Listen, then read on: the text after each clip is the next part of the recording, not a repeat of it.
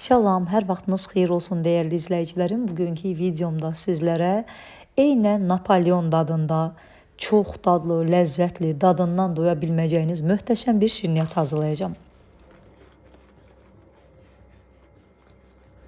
Əvvəlcə gördüyünüz bu ləzzətli şirniyyatın xəmirini hazırlayırıq. Xəmir üçün bizə lazımdır 390 qram un. Bu da hər zaman videolarımda istifadə etdiyim 200 ml stəkan ölçüsü ilə 3 stəkan dolu un eləyir. Unumuzun üzərinə 180 qram soyuducudan çıxartdığımız soyuq kərə yağını sürtkəcin iri gözündən keçirdirik. Yağı çalışın buzluqdan yox, soyuducunun adi gözündən çıxardın. Yox, əgər buzluqda olarsa bir gün öncədən çıxardın, soyuducunun adi gözündə qalsın və götürün bu cür soyuq halda istifadə edin. Həm kərə yağından, həm də margarin, paçka yağlardan da istifadə edə bilərsiniz. Yəni fərq etməz. Hər iki yağla da çox gözəl alınır. Və yağımızı sürtkəcin iri gözündən keçirdikdən sonra unla yaxşı-yaxşı əlimizlə ovaraq umac edirik. Yəni əlimizlə yaxşıca ovaraq umac halına gətiririk. Daha sonra isə digər ərzaqlarımızı əlavə edirik. Burada mən həm yağım soyuqdur, həm xamadır, həm yumurtadır. Hamısını soyuq halda istifadə edirəm. Xəmir elə bir xəmirdir ki, sanki Napolyon xəmiridir. Çox gözəl bir xəmirdir. Ovub umac halına gətirdikdən sonra üzərinə bir çimdik duz əlavə edirəm və bir paket vanilin hamısını gördüyünüz kimi istifadə etmədim. Yarım çay qaşığını istifadə etdim. 3 ədəd iri ölçüdə yumurtanın ağını sarısından ayırırıq. Ağlarını bezi üçün ayırıb bir kənarda gözlədirik. Sarılarını isə xəmirin içərisinə əlavə edirik.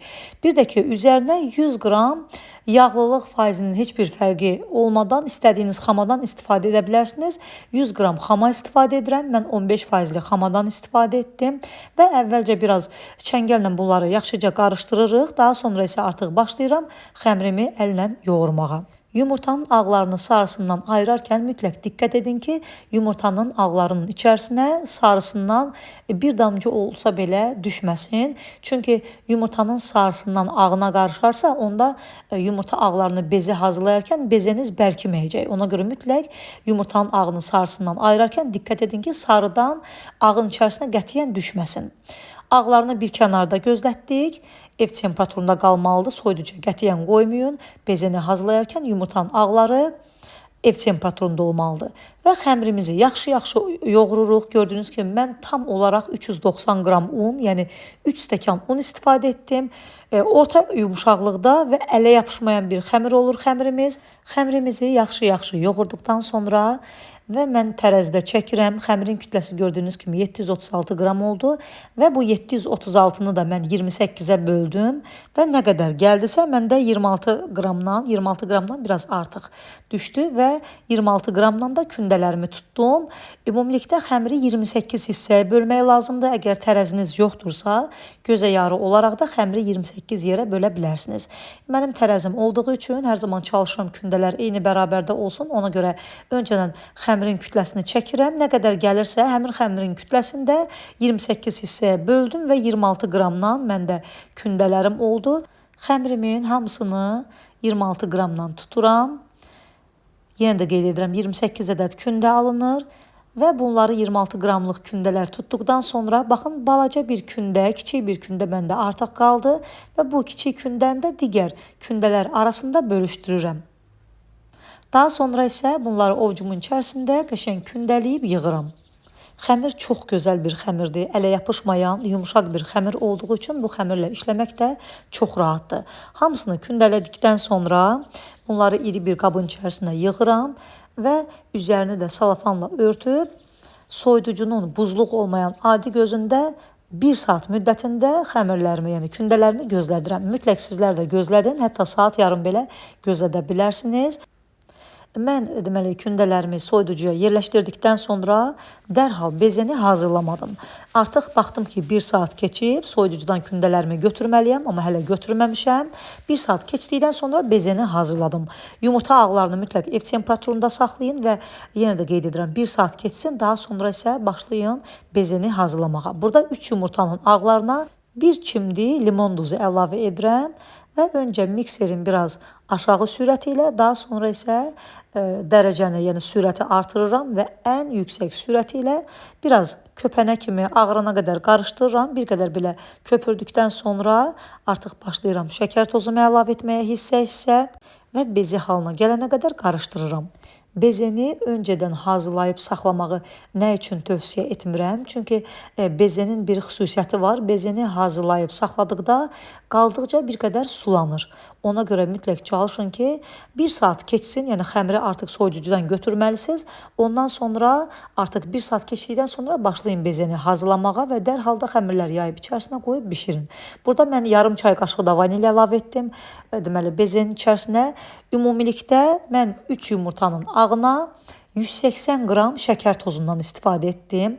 Baxın, hazır olan beze bu cür olmalıdır. Qabı əydikdə belə, tərpətdikdə belə qabın içərisindən süzülməli deyil, axmalı deyil. Bu cür bərk beze alınmalıdır. Bilirəm, bəzi xanımların tərəsi yoxdur. Ona görə həmin xanımlar üçün burada yenə də göstərirəm. 180 qram şəkər tozu görürsünüz, 200 ml stəkan ölçüsü ilə sanki üzərindən biraz elə bir ki, yarı barmaq əski idi. Yəni tam dolu deyil. Baxın, bu qədər istifadə etmək lazımdır. 3 yumurtanın ağına 180 qram şəkər tozu bu qədər eləyir. Yəni elə bir ki, stəkanı doldurursunuz və üzərindən silirsiniz, tam dolu olmur. Amma həmin bu stəkanı sizlər təpələmə doldursanız, tam doldursanız, onda 200 qram eləyəcək. Amma üzərindən silirsiniz, yəni tam dolu olmur, bu 180 qram edir. Və bu beze üçün də 180 qram şəkər tozundan istifadə edirik. Və artıq bezeni hazırladıqdan sonra 1 saat keçdi, bezeni hazırladım. Artıq xəmirimi soyuducudan götürdüm. Bir-bir görürsünüz, baxın, belə incə yayırıq, nazik yayılır. Yayarkən də qətiyyən nə üzərinə, nə altına un vurmuruq. Çünki xəmir yağlı xəmir olduğu üçün qətiyyən yapışmır. Kündəni yaydıqdan sonra tən orta hissəsinə 1 çay qaşığı dolu bezi əlavə edirik və bezenin də üzərinə biraz da kakos əlavə edirəm. Sizlər istəsəniz kakosu doğranmış qoz ləpəsi ilə də əvəz edə bilərsiniz. Həm kakos, həm qoz ləpəsi bezeyə çox yaraşır, çox möhtəşəm bir dad, ləzzət qatmış olur. Ona görə hər ikisindən istifadə edə bilərsiniz. Mən bu dəfə kakosdan istifadə etdim və çox ləzzətli oldu şirniyyatlarım. Həqiqətən də möhtəşəm olur. Və baxın, gördüyünüz kimi kündələrimiz 28 ədəd kündədir. Hər birini ayrı-ayrılıqda bu üsulla un səpmədən nazik şəkildə yayırıq. Mən hətta burada sizlər üçün bu kündənin də xətkeşlə ölçüsünü götürdüm ki, yəni dairəsini sizlərin nəzərinə çatdırım.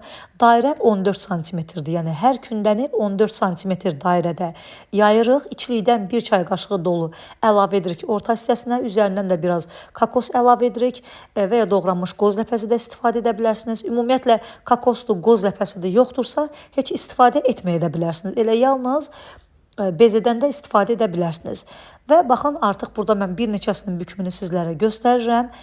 Xəmirin kənarlarını digər hissəyə gətiririk, qəşəng möhkəm bağlayırıq. Bağladıqdan sonra baxın, belə bir fiqurla, qələmlə, hətta barmağınızla belə orta hissəsinə biraz belə xətt salırsınız. Həmin xətt elə bir ki, kömək olur həmin xəmiri siz qatlamağa və xəmiri qatlayırsınız.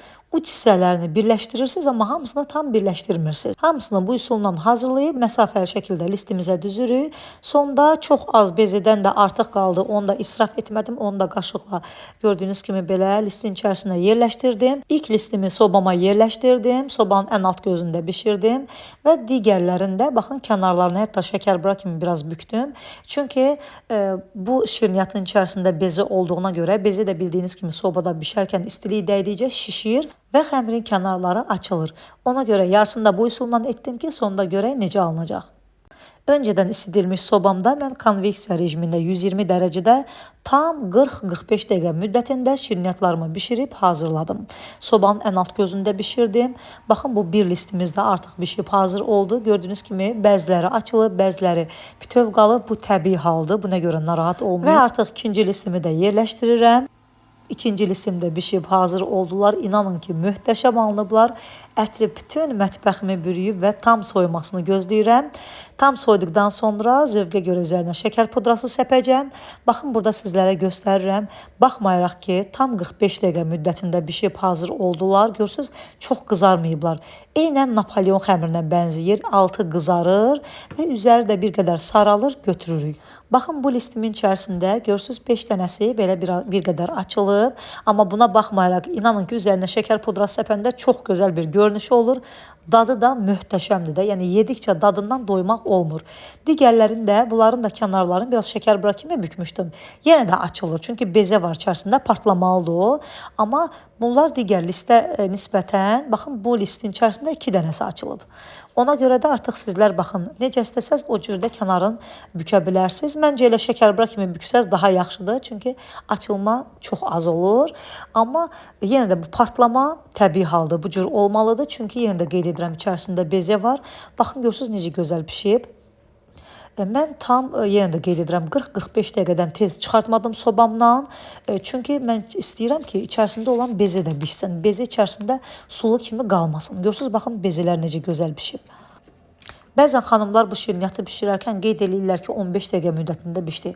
İnanın ki, 15 dəqiqə müddətində bunun bişməyi qətiyyən, mümkün deyil. Çünki içərisində bezə bişməyəcək, bezə ilə sulu kimi qalacaq. Amma içərisində olan bezənin də qəşəng bişməyini, xırçıltılı olmağını istəyirsinizsə, mütləq ən azı 40-45 dəqiqə müddətində bişirmək lazımdır. Mən sobamın konveksiya rejimində 120 dərəcədə sobanın ən alt gözündə bişirdim. Yəni şəkərburanı hansı rejimdə bişirirəmsə, o rejimdə bişirdim. Sizlər də adi kiçik sobalarda 160-170 belə dərəcələrdə bişirə bilərsiniz. Tez çıxartmayın, çalışın içərisindəki bezə də qurusun, bezəsi də quruduqda çox ləzzətli olur. İndi kəsib iç görünüşünü də sizlərə göstərəcəm. Gördüyünüz kimi dəyərli izləyicilərim, xəmir özü çox incə bir xəmirdir və bunları o qədər gözəl bişirmişəm ki, içərisindəki bezəsi də quruyub və möhtəşəm alınıb. Qətiyyən içərisində sululuq yoxdur. İnanın ki, yedikcə dadından doymaq olmur. Çox dadlı, çox ləzzətli bir şirniyyatdır. Görünüşündən də görürsünüz.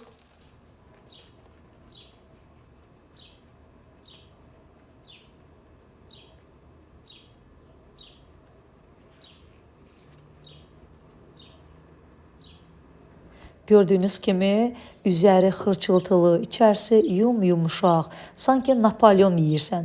Çox dadlı, çox möhtəşəm, inanılmaz dadlı, ləzzətli bir şirniyyatdır. Mütləq hazırlayın, geri dönüşlərinizi gözləyəcəm. Göz haqqınızı halal edin dəyərli izləyicilərim. Zəhmətə dəyər verib videomuzu bəyənməyi, yaxınlarınızla paylaşmağı unutmayın. Hələ də vlog kanalıma abunə deyilsinizsə, mütləq vlog kanalıma da abunə olun, bildirişləri açın ki, hər zaman paylaşdığım videolardan xəbərdar olasınız. Yeni videolarda görüşmək ümidi ilə sağ olun, salamat qalın.